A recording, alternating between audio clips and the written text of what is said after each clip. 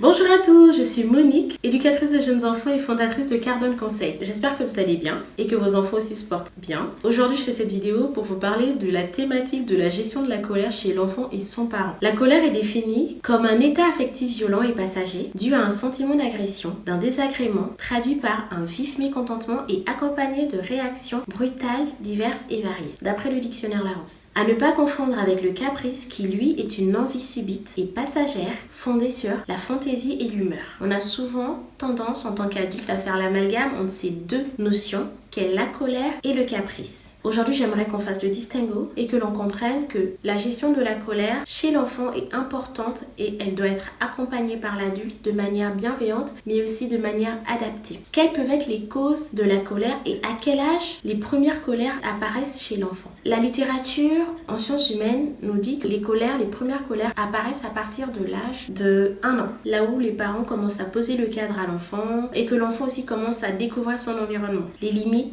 sont posées, c'est-à-dire par exemple ne touche pas à cet objet sur la table basse, ne mets pas les doigts dans la prise d'électricité. Toutes ces limites et ce cadre qui est posé à l'enfant peut parfois induire de la frustration. Et cette frustration peut au final se traduire par des excès de colère. Mais quelles sont les causes réelles de la colère? De nombreux auteurs peuvent parler du besoin d'attention. Un enfant qui a besoin d'attention peut rapidement se mettre en colère parce que, par exemple, il n'est pas entendu. Il vous parle et il attend une réponse, sauf que la réponse ne vient pas. Il a besoin de jouer avec son parent, le parent n'étant pas disponible. Cette frustration-là peut emmener l'enfant à se mettre en colère. Donc, le besoin d'attention peut être une des causes de la colère, un besoin d'attention non satisfait, bien entendu, mais également un sentiment d'insécurité affective ou physique. Le sentiment d'insécurité, c'est par exemple lorsque votre enfant pleure ou que votre enfant manifeste un besoin et que ce besoin-là trouve une réponse inadaptée. Votre enfant est triste, là vous allez lui dire bien fait pour toi, t'aurais pas dû monter sur la table donc tu t'es fait mal. Non, l'enfant ne l'entend pas, le vit de manière injuste. Donc pour manifester ce mécontentement, va rentrer dans une colère. Et généralement cette colère va aller crescendo, plus la réponse va être inadaptée, c'est-à-dire parfois de l'indifférence. Lorsque vous répondez à la colère d'un enfant, quel que soit son âge, c'est-à-dire depuis tout petit, à partir d'1 an jusqu'à plus grand, à 18 ans, lorsque vous êtes indifférent, cette indifférence nourrit chez l'enfant un sentiment d'insécurité qui fait que l'enfant va aller crescendo.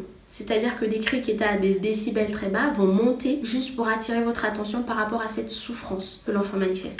Ce sentiment d'insécurité peut aussi s'associer à un sentiment d'incompréhension. Pour ceux qui n'ont peut-être pas eu à avoir cette expérience, pour les enfants par exemple qui souffrent de troubles de l'audition, lorsque l'enfant n'entend pas ce qui se passe autour de lui et qu'il aimerait rentrer en interaction avec les autres, mais le fait de ne pas entendre ce que les autres lui disent, d'avoir des difficultés à articuler lui-même sa pensée parce qu'il ne s'entend pas, peut engendrer des colères. Donc vous allez avoir dans les écoles beaucoup d'enfants qui sont colériques, non pas parce que c'est des enfants capricieux ou c'est des enfants mal éduqués, mais c'est parfois des enfants qui ont des troubles ORL, qui ont des problèmes d'audition non diagnostiqués. Et généralement quand il y a un diagnostic qui est posé, les parents ne sont pas forcément informés des conséquences que ces problèmes d'audition peuvent avoir sur le comportement de l'enfant qui n'entend pas. Vous parlez par exemple à un enfant dans le dos qui a des problèmes d'audition, vous pensez qu'il ne fait pas ce que vous êtes en train de lui dire, mais en fait il ne l'entend pas.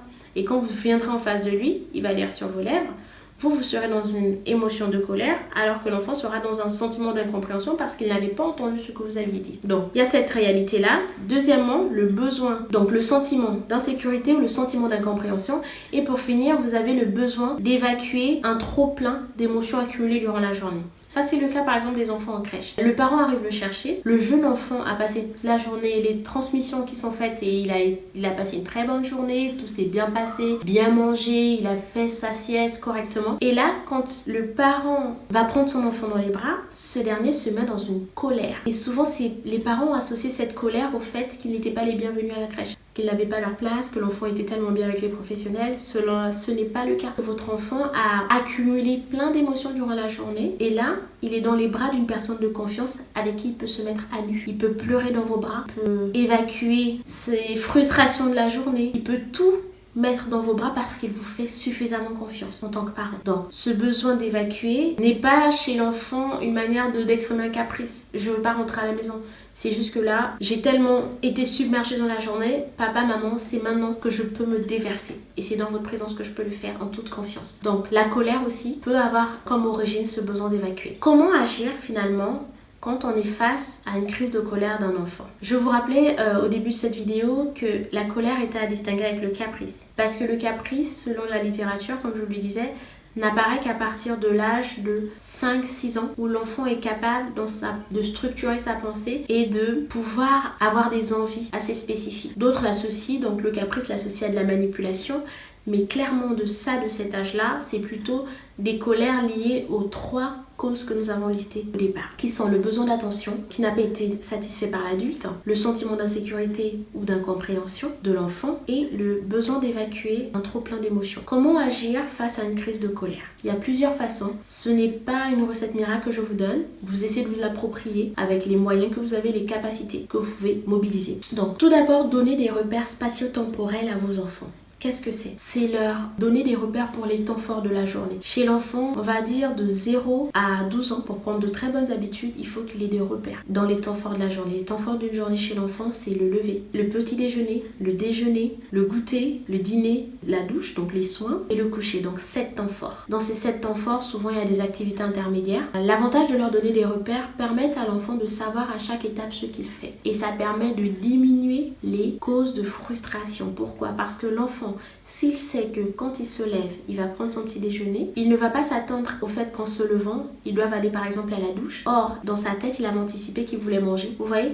Donc, le but, c'est vraiment que vous leur donnez la possibilité d'avoir un cadre et des repères. Et ces repères-là vous permettent d'avoir un déroulement de journée serein pour chacun. Que ce soit pour l'adulte ou pour l'enfant qui sait ce qui l'attend à chaque étape, à chaque heure de la journée. Donc, les repères spatio-temporels, mais également verbaliser. L'avantage de la verbalisation permet à l'enfant de savoir ce que l'adulte fait pour lui, avec lui, et à l'adulte de pouvoir anticiper toute forme de débordement. Un exemple, vous devez proposer une activité à l'enfant, plutôt que de lui dire « l'activité va commencer, tu peux venir ». Non, c'est prendre 5-10 minutes avant de lui dire « dans quelques minutes, l'activité va commencer. Quand j'aurai terminé de préparer l'atelier, je viendrai te chercher pour qu'on la démarre ». Pourquoi? Parce que si l'enfant avait démarré un jeu libre avant que vous ne veniez, il aura intériorisé le fait que dans quelques minutes, vous allez revenir le chercher pour faire cette activité-là.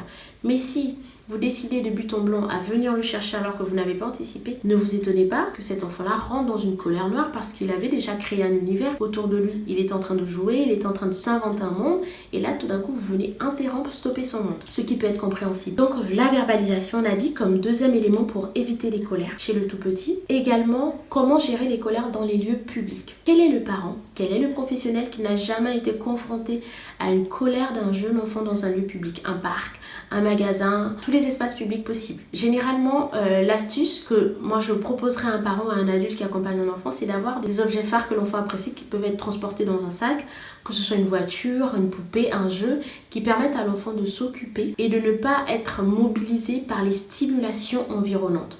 Un exemple dans un magasin. Vous arrivez à la caisse, donc vous avez terminé les courses, vous arrivez à la caisse et généralement il y a des bonbons en tête de gondole. Quel est le réflexe de l'enfant? C'est de désirer l'objet qui est affiché, qui a beaucoup de sucre. Donc, comment faire? Si on n'a pas anticipé cette potentielle crise, soit on est indifférent, ce qui n'est pas une très bonne réponse parce que l'indifférence augmente le sentiment d'insécurité chez l'enfant, ou soit on craque et on achète. Le but, c'est de trouver la parade. La parade, ça peut être détourner l'attention de l'enfant ou lui proposer l'objet que vous avez emmené pour faire diversion. « Ah, regarde, il y a ta poupée! Oh, ah, regarde !» Mais c'est pas de la négociation, parce que je sais que beaucoup diront c'est éduquer en séduisant l'enfant. Non, c'est permettre à chacun, au parent ou à l'adulte, de ne pas être dans un sentiment de honte, de gêne vis-à-vis des autres adultes dans l'espace public qui le regarderaient d'un air de dire « oh là là, il n'a pas de contrôle, il ne sait pas éduquer son enfant, oh là là, quel enfant mal poli ». C'est vous permettre d'avoir à porter ce regard, pas malveillant, mais qui manque de bienveillance envers vous et envers l'enfant.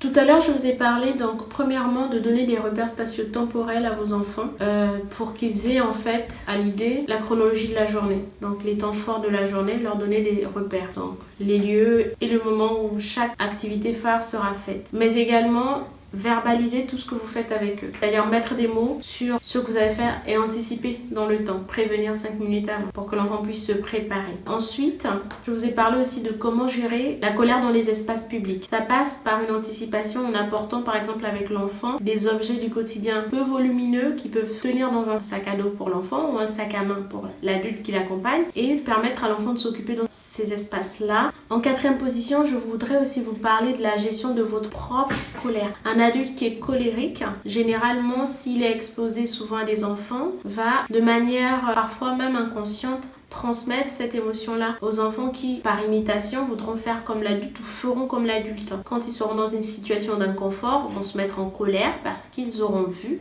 l'adulte se mettre en colère. Et vous allez voir que certains enfants se mettent en colère comme l'adulte. On dit oh là là, ça c'est elle qui s'énerve comme ça. On peut reconnaître des mimiques, des gestuels propres à l'adulte en fait, avec lequel l'enfant passe le plus grand temps de sa journée. C'est pour ça qu'il faut, quand vous savez que vous avez dans votre entourage des personnes colériques, éviter d'exposer des jeunes enfants à ces personnes-là, surtout quand elles sont dans des phases où elles sont soit stressées, anxieuses, pour ne pas que leur colère soit déversée sur les enfants. Donc, dans la gestion de ses propres émotions, il y a aussi l'idée de gérer aussi les émotions de la fratrie. Il y a des enfants qui deviennent colériques juste parce que dans la prise en charge, l'accompagnement de la colère de l'un des enfants dans une fratrie, le parent répond de façon inadaptée et de, par exemple, sanctionner l'un des enfants alors que ça aurait dû être l'autre. Ce sentiment d'injustice, d'incompréhension, comme je disais au début, peut amener de la colère. Généralement, dans ces cas-là, si la colère est née d'un sentiment d'injustice, c'est de faire table rase avec la fratrie, le convoquer une espèce de mini-tribunal des enfants où chaque enfant dit sa position. Ensuite, vous en tant qu'adulte, vous tranchez, mais vous tranchez de manière équitable. C'est pas en favorisant l'aîné ou en favorisant le benjamin et donc après créer des sentiments en fait de justice à deux vitesses entre les enfants. Je sais que tout ce dont on a parlé dans cette vidéo peut vous paraître intense à mettre en place et c'est vrai. C'est-à-dire que éduquer dans la bienveillance, gérer la colère, ça demande un travail sur soi. Au début, c'est compliqué parce qu'il faut se contenir, se retenir, se maîtriser. La maîtrise de soi aussi fait partie d'un des piliers de la gestion de la colère.